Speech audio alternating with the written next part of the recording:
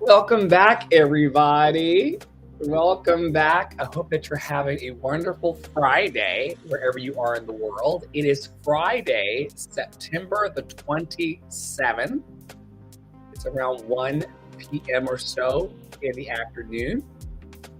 And I'm Dr. Flo, and I'm here to share with you today from our program called Deconstruction Junction, where we pick apart and tease apart the ideas that come to us week by week. We understand that sometimes you have ideas that need sharing and ideas that you'd like to share with others. So we're here for that space. And if there's something that you've been thinking about this week that you would like to tease apart with us in the next 20 minutes or so, you are certainly invited to do that as well. Remember, as we get started today, that joy is the resistance. We're calling for ceasefire in our hearts and also in the world globally. I'd like to thank the donors and sponsors for their support. The grocery money in my donation-based enterprise and helping me down the path is not lost. And the attaboys and support that happens over on TikTok is also freaking fantastic. So thank you for being kind to us and being kind to the mission and being kind to the work. And as always, never, ever, ever forget to keep hope alive. I'm going to start today's Deconstruction Junction with deconstructing from We the Urban. Once again, this is an old post that I'm bringing back from a previous Deconstruction Junction. It's called How to Be Your Own Savior. And let's deconstruct in this moment how to be your own savior. And if there are some ideas that we share today that speak to you and causes your light bulb to go on or even off, because sometimes the lights need to go off too. Not always on, not always off. Sometimes on, sometimes off, sometimes neither. Sometimes we have a slider or a fader that allows us to have all these different levels. But anyway, let's deconstruct how to be your own savior. From We the Urban, do not play small. Do not play small. Constantly seek inspiration. Acknowledge your growth. Acknowledge your growth. Maybe you're like me and you've only been growing a fraction of a centimeter each day, and you're standing over the garden of your life going, I need zucchinis to eat. Trust me, I got plenty of zucchinis. I know you do, but I don't. But I don't. But do. It's my own damn fault. Okay, you're welcome for the Jimmy Buffett this morning, y'all. Thank you. So you got to acknowledge your growth. You got to appreciate your wins. You got to practice discipline, whatever that means for you. You got to practice mindfulness. Be proud of yourself. Speak highly of yourself. Hype yourself up. Celebrate yourself. Don't give up on yourself. Above all else, love yourself. Remember that you are enough exactly as you are in this very moment. Pause before you react. Resist the urge to act on impulse. Do not light your own fires in your telegrams and businesses and then wonder where all your footage from last year went. Slow down, breathe, and make a plan. Give yourself the space to process. Operate from a place of calm and clarity. Choose your responses with intention and love. This also includes your responses to your life. Are you responding to your life in the present moment with intention and love? Are you responding to your life situations with intention and love? Say it with me. I speak highly of myself. I speak nicely to myself. I motivate myself. I support myself. I validate myself. I love myself. I'm gonna land right there because there's like 20 more slides in that deck, but I speak highly of myself. I speak nicely to myself. I motivate myself. I support myself. I validate myself. I love myself. Tara, was there a huge deconstruction process that needed to take place in your life for you to love yourself, or have you loved yourself for a long time? I'm personally deconstructing and tearing apart all of the things that separated me from love of myself. Was this an easy path for you or a difficult one given your lived experiences? I think that, what do I want to say? I think that my journey has definitely been different. I wouldn't say, like, I don't want to compare my journey to everybody else's, but for the most part, what I find is that there are ideas that I held about myself that were put upon me by my parents, preventing me from loving the actual me that was me, right? And so I wouldn't say that the journey to like learning to love myself was hard, but the deconstructing of the thoughts and where those thoughts came from, that was the deconstruction that I did. I think I'm lucky that I have always pretty much liked me as a human. There's facets of me that I'm like, ugh. But then for the most part, I'm like, ah. And when I have a kiddo where I'm like, oh, are you going to talk about your kid like that? No, then don't talk to yourself that way. Don't love yourself that way. Don't love yourself conditionally, right? And I think that was maybe the part that was the hardest for me to learn, that I can love myself regardless of what's happening around me or how people are responding to me, right? Absolutely, and it makes me recall the idea that I spoke about yesterday, or day before yesterday in our network, that I should not be putting more pressure on myself than I would put on a child.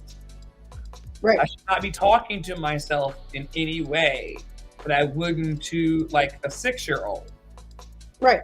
I would never tell a 6-year-old, like, you need to hurry it up because this is taking long enough. Like if they were learning to tie their shoes, and the shoelaces kept coming undone, as happened with all of us, or the shoelaces just didn't tie at all, or if they were a knot, you know, everybody knows if you do the crossover pull twice, I don't know how you tie your shoes, but if you do the crossover twice, you got a knot. I never learned the bunny ears thing, y'all. Like, you know how the people do the bunny ear with the loop? Like, I don't, God bless you all that did. Well, let's deconstruct this. How do you tie your shoes? Well, I mean, I make the two loops, and well, I first cross, under, tie, right? That is the first tie, yes. And then you loop and you tie the loops together. I never learned the like round bunny ear. Oh man, yeah, that's what I do. I go through first and then into that first tie, and then I pull one hoop, and then I wrap around that one and come through. Y'all let us know how you learn to tie your shoes. Please let us know in the chat, whether you're in real life or watching the replays or listening later. Please let us know in the chat. Like, what is the deconstruction of how you tie your shoes? Right. But I would never say to that child, "You're an idiot." Right. It's been 3 months and you haven't tied your shoes yet. Right. It's been 3 years and you still don't know your ABCs. And I saw this reel the other day that was like, what if we celebrated adults the way that we celebrate babies? Like, in the first 5 days of Piper being alive, it was like, oh my God, you pooped. Oh yes, you pooped, you peed. Oh my God, you smiled. Oh my gosh, you're learning to sit. Oh my God. You know, like, we celebrate babies' accomplishments, particularly firstborn children, so much more than we celebrate adults. Like, we get to the ripe old age of 10 and it's like, okay, so what? So what? You got an A in your class. So what? You learned a new song on piano. So what? You know, like, we're a society very much built on like the accomplishment doesn't matter unless it's brand new and unless you're super young to be achieving that accomplishment, right? Like, and it's really a shame, because if we just celebrated each other and celebrated ourselves, like, you know, like, oop, I made it to the bathroom, I made it to that potty and I peed on it, you know what I mean? Oop, I took my shower today. Like I'm talking about me. Like, I actually had great poops today. That should be celebrated. Right. Congratulations to you. Like, our self-care app celebrates us, right? Like, Poppy is always like, not Poppy Suzette, Poppy, my pet, my non-binary pet. It's always like, oh, Poppy good job. With an I, not with an I. Mm-hmm. Poppy. Yeah. Poppy. They're always, yay, you did it. You know, let's go adventuring together. It's like, okay, yes. But where else do you get that, right? And I think that also is that would be like, if I was going to say something about why people don't love themselves, it's because we don't celebrate ourselves, because we're actively taught not to celebrate ourselves for very simple things, right? Oh, I got up this morning. I drank my water. Yay. I drank my coffee. Yay. I brushed my teeth. Yay. You know, small things. What say you about, and I was talking about this earlier on the TikTok lives and throughout the ecosystem of love today, what say you about celebrating ourselves and the negative attention or the negative press that it can invite in? I feel like fear of judgment and the negative ire, either real or imaginary, of others can cause... I think a lot of it is imaginary. I think we believe that people are going to be mad at us for being joyful. I don't think, in my perception, that that's absolutely true. And the reason that I don't think it's true is because, you know, I have this incessant, and we talk about this a lot, but I have this incessant need to believe that there is something beyond all of the negative bullshit that we put into our lives. And I force people, this is what I talk about all day long, every single day. It's like, okay, you don't like where we are? What is beyond? What are we building? Where are we moving? There is a world possible that is not the one that we live in right now, right? And someone reflected that back to me. I was doing an accentuate the positive in my stories, and you just had to click yes, and I gave you a compliment. And the person responded back to me and said, oh my gosh, Terry, your ability to just believe in positivity, right? And believe in the beyond and believe in the joy, like, that is the brilliance of you. So I have never gotten a negative response to my joy in that way, right? So it is hard for me to understand why anyone would be negative. I can kind of, what do you call it? Cognitively understand why we believe people might be negative towards us, because we aren't celebrating ourselves. We're feeling like, oop, that wasn't enough, right? Oop, that was too much. Oop, you know, I don't deserve this, to go back to something else you've been talking about all week, right? Deservability. Like, I think a lot of that, the fear of a reaction that's negative, or even negative reactions that are real, right, that happen. I think that those they get cognitively distorted. And I just really think that we have to do it in spite of. I think that joy and positivity is to be celebrated. And I don't think people actually shy away from it as much as we believe they do. Like, sure, the viral shit this week was Marcellus, right? And rest in power, sir. But there was positive across the internet as well. I don't know if people noticed that, but you know, in the music world, everybody was doing the do, re, mi, fa, sol, la, ti, do. And there were some funny videos that came out of that at the same exact time. So I think we have a real habit. You know, somebody came into I said a Your Space box yesterday, and somebody said, I'm trying to hold on to hope. And I said, well, it's a pretty damn good thing that we can cultivate hope and joy at our, at a whim, right? We can cultivate it, we can hold it, we can amplify it, we can make it larger, we can multiply it. Like, we can do these things in the same way that we can do them with negativity, right? In the same way we can do them with trauma, in the same way that we can compound everything that's happening in the world. You know? I do know. And once again, rest in power to the human life. That was Marcellus Williams. Taking a moment to deconstruct, why do you think that it took so long for us to discover that this man was on death row in the first place, and the knee-jerk reaction to try to save him in what felt to me like 72 hours? It really kind of was 72 hours. And I don't know when. So, okay, let me state this first. Our justice system does not actually deliver justice. So let's start there. What do you think it delivers? Nothing.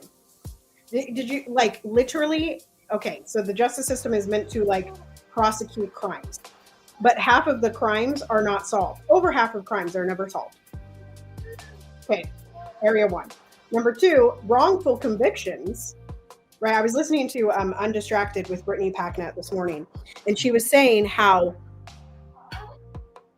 36% of the people on death row are Black people in the United States. All it is yet another genocide. It is a governmental genocide. And so when we view the justice system as a system producing genocide and committing genocide, then I think we have a real easy gateway to saying that the reason that we didn't hear about it until 72 hours before was because the justice system purposefully did not find the evidence until shortly before. But this is happening everywhere. Right. I might interject that justice as genocide harkens what we're seeing in Gaza as isn't real, having the ability to defend itself and the right to defend itself. And they're calling it justice, but it is genocide being masked as justice. Right. And what kind of society are we living in now where people can call a thing justice, but it's actually the destruction of human life? It feels very, very weird out here. But hasn't it always been that way? I mean, like, not always in like all of time, but at least in my lifetime, I don't think that the justice system has changed at all. I think that we're just being exposed to more of it because of technology. I don't think that anything has changed for 400 years, right? I don't think that, like, I just do not believe that any of this was ever meant to be something good. Can I interject and just say that I think that things have progressively changed, but for me, in the same way that my life does, it feels like almost like a constant pivot around the same themes. Mm-hmm. Kind of like in a orchestral piece where there's just this constant motif that's going on throughout, and you hear it over and over again, and sometimes it's ominous and sometimes it's happy and what have you. That's what this experience feels like. 400 years of the look of progress and change, and actual progress and change, but also a pivoting around the same old tired tropes of not enough money, not enough education, right. Not enough. Plebes down. Keep the plebes down. They're too loud. Sound familiar? That's called Rome. Oops. And Westeros. And Westeros. And where are they in House of the Dragon? I guess Westeros. You know, after watching, so I watched all of season 2. This is such a sideline, y'all. I watched all of season 2 of House of the Dragon before I had the rewatch of GOT. And so now when I'm watching it, I'm like, oh my God, we were there in like 45,000 years ago. Like it's fascinating to see the dragons in the places that they're in Game of Thrones when we know how many dragons were there in House of the Dragon. It's really super cool. Also, humans are horrible. They put the dragons in small places, and the dragons grew smaller and smaller, and that's why they went extinct. It was a human thing. Rude. It's always a human thing. We ruined Westeros and dragons. We always will, unless we come into an understanding that we're loved and lovable. Right. Yeah. Okay, so with about 5 minutes on the clock to make way for our meetings and our future commitments and the other ways in which we bring magic to the place, and by the place I call Earth. What is an idea or a set of ideas that you are rolling around the most these days? For example, one of mine is that it's very important that I stop bothering myself. And very important that I take life as it comes, moment by moment. And I cannot get away from that. I'm constantly thinking about the ways in which I can stop bothering myself and step further out into courage and confidence while also being in harmony with the me that is becoming every day. I'm doing this very interesting thing in life where I'm getting more fiery in my energy while also calming down. But it makes it more potent, right? Like, I mean, and I don't mean this in like a negative way for those people that are loud speakers. That's not what I'm saying. But when we get direct to the point and there's no fluff, right? Like when we talk about the voice, when we talk about literally like the singing voice, what we actually want to do is focus it, right? We want to focus it and have like a vectorized process in order to hit the audience in a way. Like when we're talking about opera singing and we're talking about that pianissimo that carries through the venue, but they're not actually singing that loud. Y'all know what I'm saying? Y'all been there? Y'all heard these people do this? All that is, I suddenly feel like I didn't put mascara on this morning. Anyway, all that is a lack of mascara and also aligning with and blending with the acoustics of the room to the sound. In addition to a lack of your mascara slider can determine the lift of the note. Right.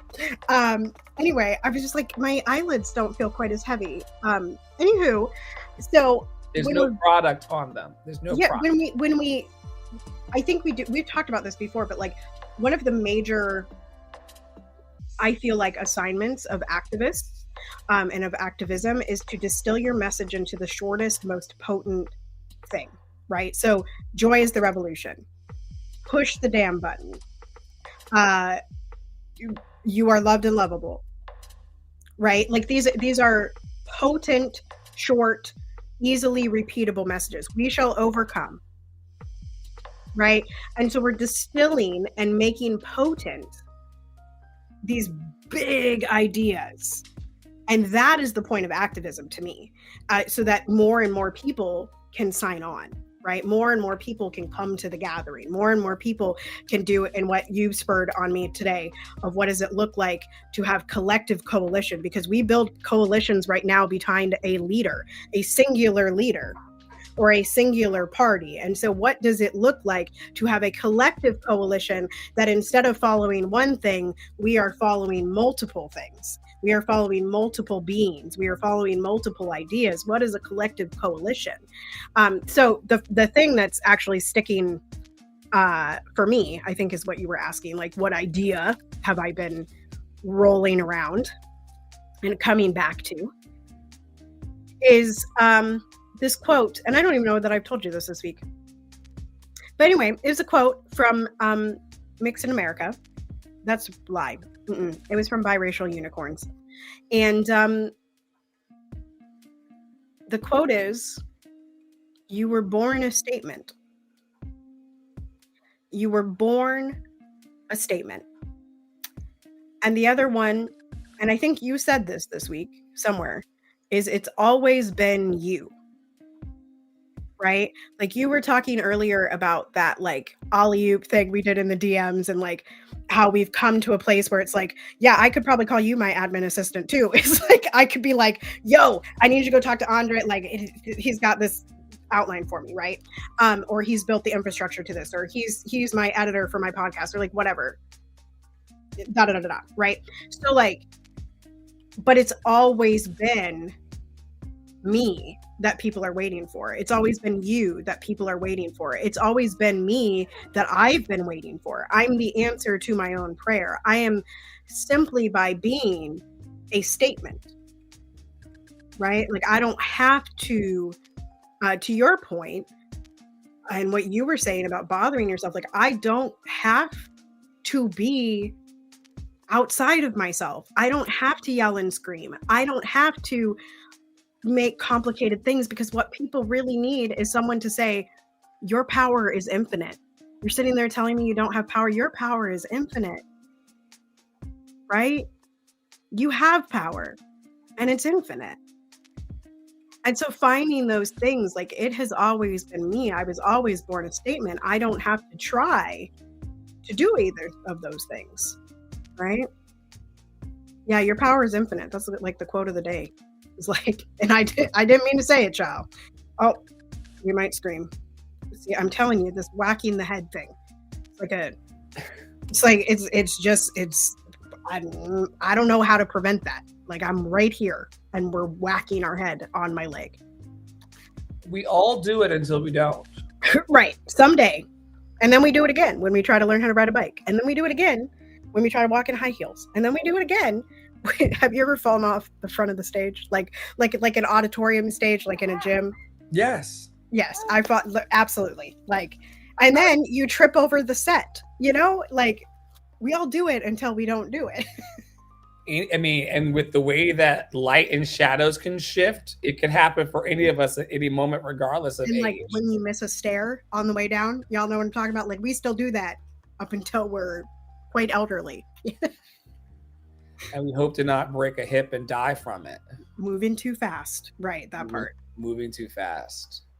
Well, thanks everybody for coming to Deconstruction Junction for September 27th. Speaking of moving fast, we have moved very rapidly through our program today. We want to remind you, as always, that joy is the resistance. If you want a way to stick it to the man in your life and let them have it, be joyful today. If you want to elevate the idea around ceasefire, both inside your heart and outside, today is a great day to do that. And joy is part of that process. I also want to thank all of our donors and sponsors and partners and producers for helping us get this far along the journey with a Love and Action Network. I want to invite you to come and sit with us around the fire and the campfire and the cloud every Friday as we deconstruct all sorts of things. I took notes today. Today we talked a bit about celebrating ourselves and the amplification of the disassociation of negative press and ire. Today we talked about what is beyond. We talked about not putting pressure on ourselves and moving into the direction of celebration. We talked today about Marcellus Williams, our brother, who we hope is resting in peace and power and is finally truly vindicated in life by life itself. We talked about justice as genocide and genocide as justice. We talked about archivist and activist assignments in addition to the collective coalition building. We talked about the fact that you were born as a statement and no one can change that fact about it, and that it's always going to be up to you or up to me to get the magic of life accomplished. And that's both the good news and the bad news. However, even better news is that we have each other. No one is alone in this work. And so we thank you all for being with us today and contributing to the awesome. You can go to lovedandlovable.bio.link to check out our programs and get to know us more. We are available every waking hour on the East Coast and Central Coast so far to encourage, equip, and empower you. So if you're in the Central Time Zone or the Eastern Time Zone and you're in waking hours, we are available to help you accomplish your dream, because helping you accomplish your dream is part of us accomplishing ours. And so it really is a circle of trust and a circle of love and a circle of belonging. On behalf of me, Dr. Flo, Tara Praolo, and all of the healing practitioners at Love in Action Network, we remind you to stay in your joy, stay in your power, stay loved and lovable, and we will see you at the next Deconstruction.